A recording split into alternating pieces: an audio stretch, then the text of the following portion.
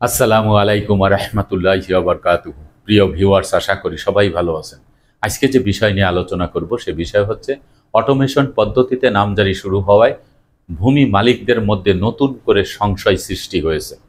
AC land মহোদয় 14 থেকে 15 শ্রেণীর নামজারি বাতিল করে দিচ্ছে। বাতিলকৃত নামজারির জন্য ভূমি মালিকদের করণীয় কি, এর সমাধান কি, কি করতে হবে, কোথায় যেতে হবে, এই বিষয় নিয়ে বিস্তারিতভাবে আলোচনা করব। তাই ভিডিও না টেনে সম্পূর্ণ ভিডিও দেখার জন্য অনুরোধ রইল। আর ভিডিও দেখার পরে যদি ভালো লাগে, মন চায় লাইক কমেন্টস করবেন, শেয়ার করবেন। আমাদের চ্যানেলটি যদি ভালো লাগে, আমাদের পরিবারের সদস্য হতে চান, চ্যানেলটি সাবস্ক্রাইব করে পাশে থাকা বেল বাটনটি অন করে দিয়ে আমাদের সাথেই থাকুন। প্রিয় ভিউয়ার্স, অটোমেশন পদ্ধতিতে নামজারি শুরু হওয়ায় ভূমি মালিকদের মধ্যে সংশয় সৃষ্টি হয়েছে যে তাদের নামজারি কিভাবে করতে হবে। আমি স্পষ্ট করে এই ভিডিওতে আমি বুঝিয়ে দিব। আপনারা যদি ভিডিওটি স্কিপ না করে সম্পূর্ণ ভিডিও দেখেন তাহলে বুঝতে পারবেন আপনার নামজারিটি কিভাবে করতে হবে। অটোমেশন পদ্ধতিতে নামজারি শুরু হয়েছে যে নির্ধারিত কিছু সাব রেজিস্ট্রার অফিসে পরীক্ষামূলক শুরু করেছে। সেই সকল সাব রেজিস্ট্রার অফিসে যে সকল দলিল হচ্ছে নগদের উপরে, অর্থাৎ আজকে যে দলিলটি হবে সেই দলিলটির অটোমেশন পদ্ধতিতে নামজারি হবে, কিন্তু ভূমির মালিককে ভূমি অফিসে যেতে হবে না। কিন্তু পূর্বে যারা এখনো পর্যন্ত নামজারি করেন নাই কিন্তু তারা সম্পত্তির মালিক, তাদের অনলাইনেই কিন্তু নামজারি করতে হবে। এবং ভূমি মন্ত্রণালয় সূত্রে জানা গেছে যে জুলাই মাসের মধ্য থেকে, অর্থাৎ এই যে চলতি মাস, এই জুলাই মাসের মধ্যে সারা বাংলাদেশের প্রত্যেকটি সাব রেজিস্ট্রার অফিসেই কিন্তু অটোমেশন পদ্ধতি চালু হয়ে যাবে। ভূমি অফিসে অটোমেশন পদ্ধতিতে নামজারি শুরু হবে। কিন্তু পূর্বে যারা জমির মালিক, যারা আগেই সম্পত্তি ক্রয় করেছেন কিন্তু নামজারি করেন নাই, তারা কিন্তু অটোমেশন পদ্ধতিতে করতে পারতেছেন না। তাদের কিন্তু সরাসরি আপনার অনলাইনে করতে হবে। তবে উত্তরাধিকার সূত্রে পাওয়া সম্পত্তি যদি কেউ এখন যদি আপোষ বন্টনামা দলিল করে, ওই দলিলটি যখনই সাব রেজিস্ট্রার অফিসে যাবে তখন সাব রেজিস্ট্রার অফিস যদি অটোমেশন পদ্ধতি যদি চালু থাকে তাদের, সেই সাব রেজিস্ট্রার অফিস কিন্তু সরাসরি নামজারি করে দেবে। এটাই হচ্ছে অটোমেশন পদ্ধতি। তো এই অটোমেশন পদ্ধতিতে চালু হওয়ার পরে কিছু কিছু ব্যক্তিরা সংশয় পড়ে গেছেন। তারা অনেকেই ফোন করছেন যে আমাদের নামজারি করা হয় নাই, তাহলে আমাদের নামজারি কি অটো হয়ে যাবে কিনা? অটো কোনোদিনই হবে না, আপনাদের নামজারি অনলাইনেই করতে হবে। আর এই অনলাইনে করার ফলে যখন আপনারা অনলাইন করবেন সেখানে কিন্তু 14 থেকে 15 শ্রেণীর সম্পত্তির নামজারি সরাসরি এসিল্যান্ড বাতিল করে দিচ্ছে।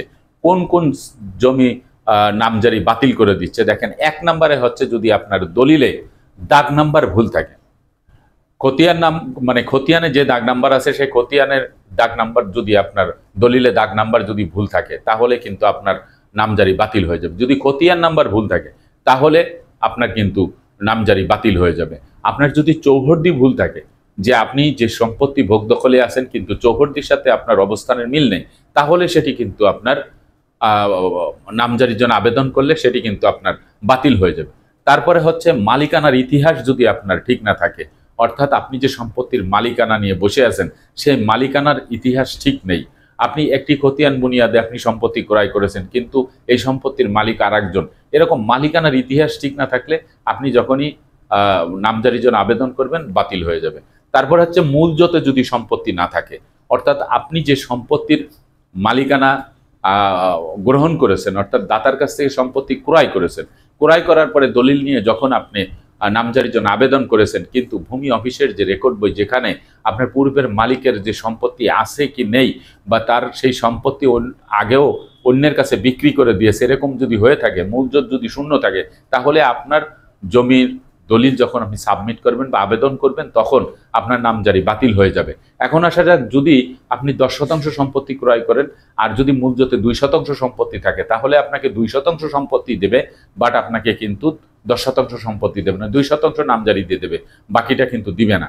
তারপরে হচ্ছে আপনার সর্বশেষ রেকর্ড খতিয়ান যদি আপনার নামে না থাকে, আপনার নামে যদি না থাকে অন্যের নামে থাকে, তাহলে আপনি কিন্তু নামজারি পাবেন না। আপনার নামে যদি নামজারির জন্য আবেদন করেন কিন্তু এই নামজারি যদি অন্যের নামে আগেই হয়ে থাকে তাহলেও কিন্তু আপনার নামজারি করার সাথে সাথে সেটি কিন্তু রিজেক্ট হয়ে যাবে।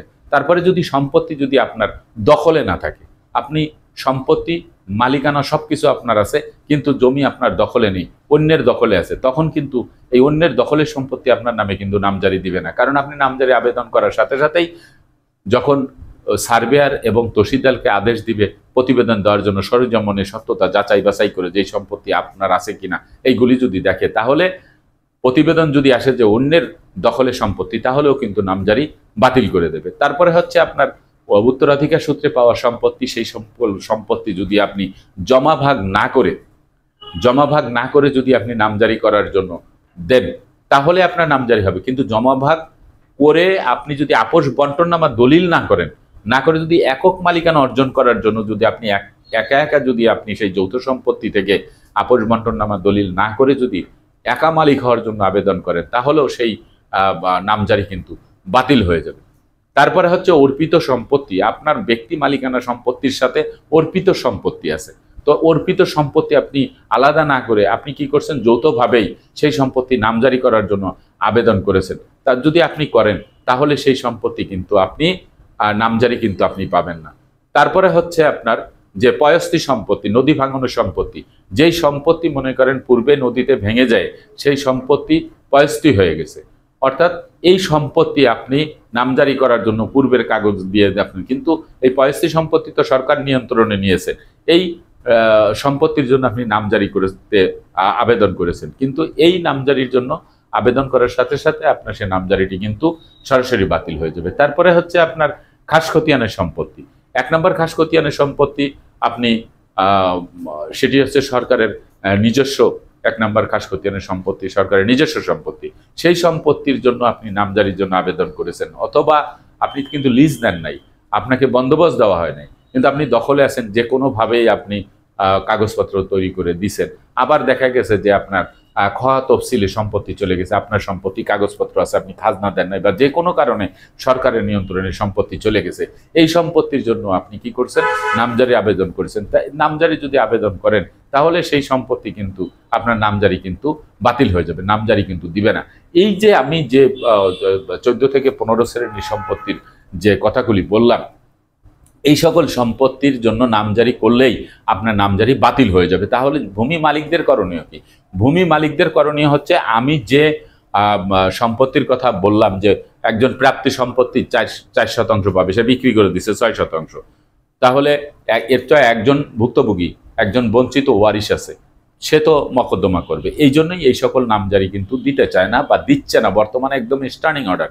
তাহলে ভূমি মালিকদের করণীয় হচ্ছে, আপনার যেই ফল্ট আছে, যেই ভুল আছে, সেই ভুলটি আপনাকে কিন্তু উদ্ঘাটন করতে হবে। তো উদ্ঘাটন করবেন কিভাবে? আপনার নামজারি তো খারিজ করে দিল, আপনার নামজারি তো রিজেক্ট করে দিল, বাতিল করে দিল। তাহলে আপনার কাছে যখন মেসেজ আসলো যে আপনার নামজারি বাতিল হয়ে গেছে, তখন আপনি ডাইনে বামে তাকানোর কোনো দরকার নাই, আপনার দালালের কাছে যে টাকা পয়সা খরচ করার দরকার নাই। আজকে বাংলাদেশের দুর্নীতি এবং দালাল এবং প্রতারক চক্র, এদের জন্যই কিন্তু এই আমাদের দেশের সাধারণ জনগণ এই জমি সংক্রান্ত বিষয় প্রচুর পরিমাণে হয়রানির শিকার। এই জন্য নিজে সশরীরে এসিল্যান্ড অফিসে চলে যাবেন, এসিল্যান্ড অফিসে গিয়ে আপনি ব্যাখ্যা চাইবেন। আমরা জানি যে একটি পরিপত্র জারি হয়েছে ভূমি মন্ত্রণালয় কর্তৃক, সেখানে স্পষ্ট করে বলা হয়েছে যে ভূমি অফিস থেকে, অর্থাৎ এসিল্যান্ড যদি কারো নাম যদি স্থগিত করে, তাহলে ওই আবেদনকারীকে ব্যাখ্যা দিতে হবে। তাহলে সেই ব্যাখ্যাটা আপনি নিয়ে নেবেন। সে ব্যাখ্যাটা কিভাবে নেবেন জানবেন আপনি। তো জানার পরে যখন দেখলেন যে আপনার এই সমস্যাটি আছে, সেই সমস্যাটা যেই সংশ্লিষ্ট বিভাগ থেকে সমাধান করা প্রয়োজন, সেটি সেখান থেকে আপনি সমাধান করবেন। সর্বশেষ যদি কোথাও থেকে না করতে পারেন, তাহলে আপনি বিজ্ঞ আদালতে আপনি মকদ্দমা দিয়ে সেটি আপনি সংশোধন করে নেবেন। এখন এই ব্যাখ্যাটার ব্যাপারে আপনি কোনো দালাল, প্রতারক চক্র তাদের কাছে না গিয়ে আপনি যদি আরো ভালো করে বুঝতে চান, তাহলে সেই ভূমি অফিসে যারা আছেন, অর্থাৎ ভূমি অফিসে যে সকল ক্লার্ক আছেন বা যারা অভিজ্ঞ, তাদের কাছেও কিছুটা জানতে পারেন। আর সর্বশেষ আপনি একজন বিজ্ঞ আইনজীবীর যদি পরামর্শ নেন, তিনিও আপনাকে বুঝিয়ে বলবে যে এই বিষয়টা আপনি এইভাবে আপনি করতে পারেন। তা এইভাবে করে আপনার এই সমস্যাগুলি সমাধান করতে হবে। আপনি পরিপাটি করে সুন্দরভাবে আপনার সমস্যাগুলি আপনি সমাধান করে আপনার কাগজপত্র নিয়ে নতুন করে আপনি কিন্তু নামজারির আবেদন করলে আশা করি আপনার নামজারিটি হয়ে যাবে। এখন আসা যাক যে নামজারির পূর্বের মালিকের নামে নামজারি হয়ে গেছে, পূর্বপুরুষের নামে নামজারি হয়ে গেছে, আর একজন জমি ক্রয় করেছে তার নামে নামজারি হয়ে গেছে, তাহলে কি করতে হবে? আপনি আপনার কাগজপত্র যদি সবকিছু ঠিক থাকে, আপনি যদি মনে করেন আমার কাগজপত্র ঠিক আছে, আমার দাগ খতিয়ান নাম্বার ঠিক আছে, আমার মৌজা ঠিক আছে, আমার চৌহদ্দি ঠিক আছে, আমার জমি অন্যের দখলে নাই, আমার রেকর্ড খতিয়ান আমার নামে, সবকিছু ঠিক আছে, তারপরেও আমার নামজারিটি অন্যের নামে হয়ে গেছে, তাহলে সব ঠিক থাকলে আপনি সরাসরি মিসকেস করবেন। এই মিসকেসের মাধ্যমে আপনি কিন্তু নামজারিটি বাতিল করবেন। মিসকেস করলে কি হয় জানেন, যে যেই সম্পত্তিটি আপনার কাছ থেকে কর্তন করে ওই ব্যক্তির নামে নামজারি দিয়েছে বা সরকারের নামে নামজারি নিয়েছে বা যার কাছে নামজারি হয়েছে, আপনার সম্পত্তির মূলজোত খালি হয়ে গেছে, আপনি নামজারি করেছেন, আপনারটা রিজেক্ট করে দেবে। কিন্তু আপনি যখনই মিসকেস করবেন তখন কি হবে, ওই যেই ব্যক্তির নামে নামজারি করা হয়েছিল ওই ব্যক্তির নামজারিটা ক্যান্সেল হয়ে যাবে, বাতিল হয়ে যাবে। বাতিল হওয়ার পরে সম্পত্তিটা কোথায় থাকবে? সম্পত্তিটা না আপনাকে দিতে পারতেছে, না যার নামে নামজারি ছিল তারটা তো ক্যান্সেল হয়ে গেছে। ওই সম্পত্তিটা কি করবে, অটোমেটিক্যালি স্বয়ংক্রিয় পদ্ধতিতে মূলজোতে চলে যাবে। যেহেতু মূলজোত আপনার, তাহলে মূলজোত আপনার না হলে আপনি যার কাছে সম্পত্তি ক্রয় করেছেন তার সেখানে চলে যাবে। তো সেখানে চলে গেলে আপনার কাগজপত্র দিয়ে আপনি যখন নামজারি করবেন তখন তারা কিন্তু দেখবে যে হ্যাঁ তার সম্পত্তি আছে এখানে, এটা পরিবর্তন করে সেখান থেকে কর্তন করে আপনার নামে দিয়ে আপনার নামে নামজারি করে দেবে। এই যে নামজারির যে বিষয়টা, এই বিষয়টা আমাদের সমাজে অনেকেই মনে করে তুচ্ছ তাচ্ছিল্য করে বেড়ায়। নামজারি হচ্ছে জমির মালিকানা পাওয়ার সর্বশেষ খতিয়ান। জমির মালিকানা পাওয়ার সর্বশেষ খতিয়ান, আর সর্বপ্রথম খতিয়ান হচ্ছে দলিল। আর খতিয়ান মূলে যদি জমি হস্তান্তরিত না হয় তাহলেও সেই সিএস খতিয়ান রায়ত স্থিতিবান, সেটি হচ্ছে প্রথম দলিল। তো সর্বশেষ খতিয়ান হচ্ছে নামজারি খতিয়ান, কারণ পূর্বের মালিকের কাছ থেকে নতুন মালিকের নামে সম্পত্তি হস্তান্তর করে যেই ডকুমেন্টস বা যে খতিয়ানটি আপনাকে দিচ্ছে, ওই খতিয়ানের বুনিয়াদে আপনি একক মালিকানা অর্জন করে আপনি খাজনা দিতে পারবেন। আপনাকে সরকার একদম পরিষ্কারভাবে মালিকানা ঘোষণা করে দিল, আপনি প্রতি বছর খাজনা দিতে পারবেন। এখনো খাজনা দিতে পারবেন, সেই খাজনাটি পূর্বের মালিকের নামে হয়ে যাবে, পক্ষে আপনি থাকবেন।